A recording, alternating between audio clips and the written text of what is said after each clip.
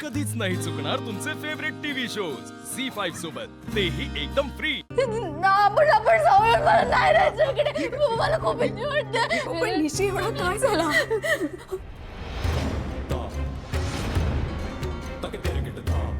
आपण तिथे थांबून आम्ही आलो ना. करू नको, आम्ही आलो. मला आत्ताच्या आत्ता जावं लागेल. लगेच या विषयावर आपण नंतर बोलूया. आधी मला निशीशी बोलावं लागेल. एवढी का घाबरली आहे, का रडते? आम्ही आलो ना.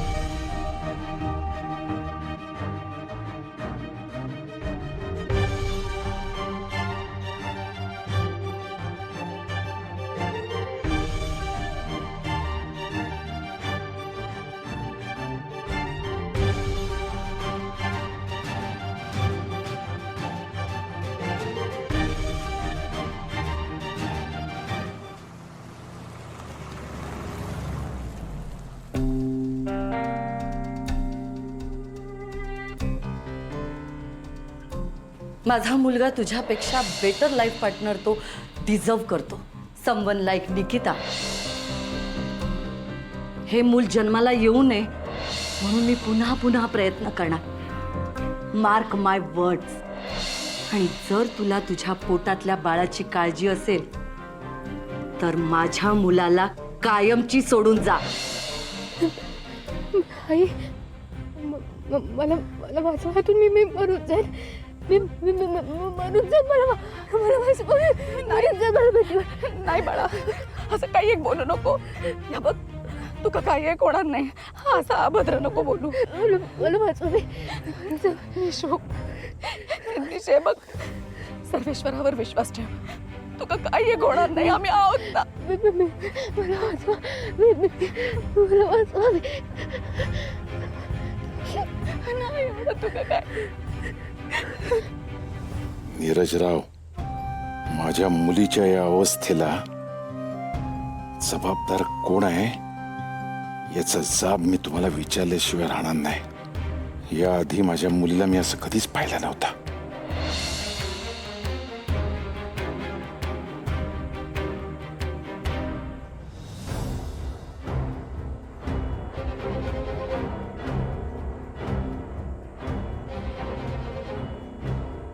माझा विश्वास बसत नाही की माझी निशी विनाकारण असं वागू शकते. म्हणजे तुला काय म्हणायचंय? मी हे सगळं घडवून आणलंय? मी निशीला त्रास दिलाय? अगं मॉम, तुला ब्लेम करत नाहीये मी, पण मला समजत नाहीये की निशी असं का वागतीये ते. एक मिनिट नीरज. पहिली गोष्ट म्हणजे तुम्ही दोघं डिनरला गेला होता. तिथे तुमच्या दोघांमध्ये वाद झाले. कशावरून झाले, का झाले मला काहीच माहित नाही. पण जेव्हापासून तुमच्या दोघांचं भांडण झालं होतं त्या दिवसापासून निशी खूप विचित्र वागत होती. तू बँगलोरला होतास, कामामध्ये होता. तुला डिस्टर्ब करायचं नाही म्हणून आम्ही तिची सगळी मनमानी सहन करत होतो.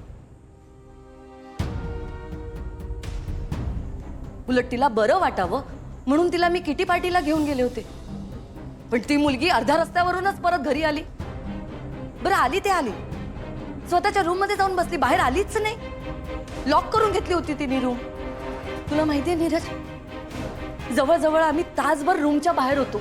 तिला हाका मारत होतो, निशी बाहेर आहे, निशी बाहेर आहे, पण हू किचू नाही. बघितलं तिने काय केलं? तिने स्वतःच्या आई वडिलांना फोन करून बोलावून घेतलं. विचार साहिलला. आणि जसे ते तिचे आई वडील आले आणि वडिलांनी जशी हाक मारली तशी लगेच बाहेर आली ती. आणि आम्हाला काही न सांगता ते त्यांच्या मुलीला घेऊन गेले. काही डिस्कशन न करता सरळ सरळ घेऊन गेले. ही कुठली पद्धत? बरं, तिने एवढं सगळं केलं आणि तू दोष मला देतोयस.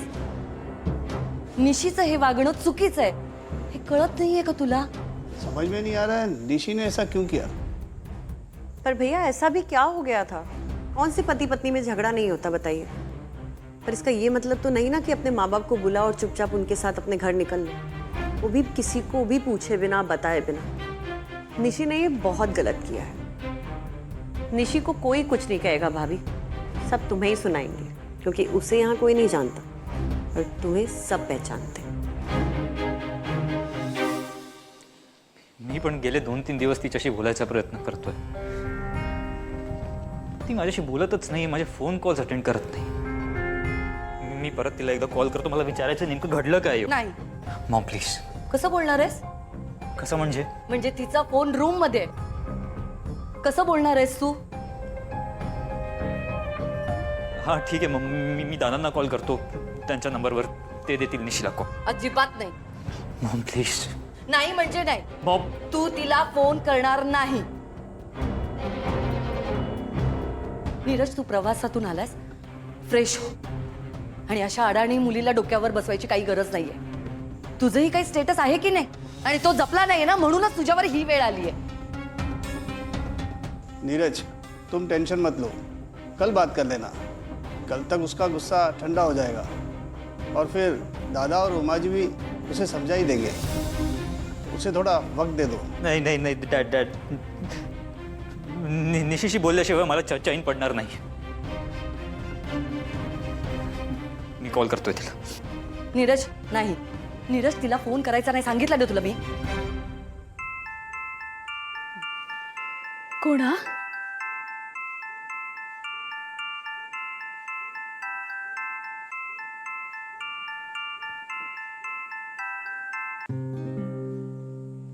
बोला नीरजराव.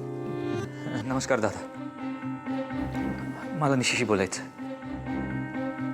निशीचा आत्ता कुठे डोळा लागतोय? प्रवासात जागीच होती ती. हां ठीक आहे, मग मी तुमच्याशी बोलतो. दादा, तुम्ही असं कसं निशीला इकडनं घेऊन जाऊ शकता? तिचा कसला तरी गैरसमज झालाय, मला एकदा तिच्याशी बोलायचं. दादा, मला खरंच काहीच माहित नव्हतं. घरी आल्यावर मला सगळ्या गोष्टी कळाल्या आहेत.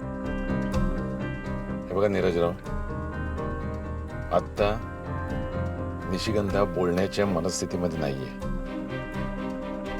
आम्ही नांदिवलीमध्ये जवळजवळ पोचलोच आहोत. आज तिला आराम करू दे, आपण उद्या बोलूयात.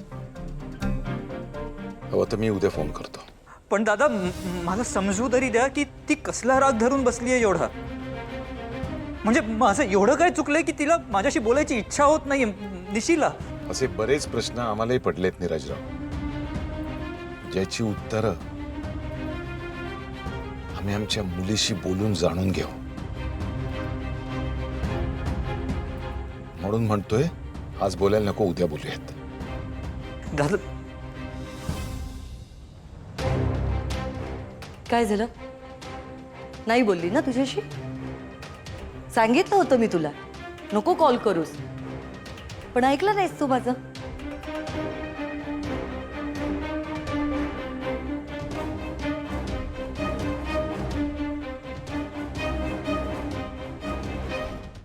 झी5 ॲप डाउनलोड करा आणि पहा सर्व एपिसोड्स एकदम फ्री.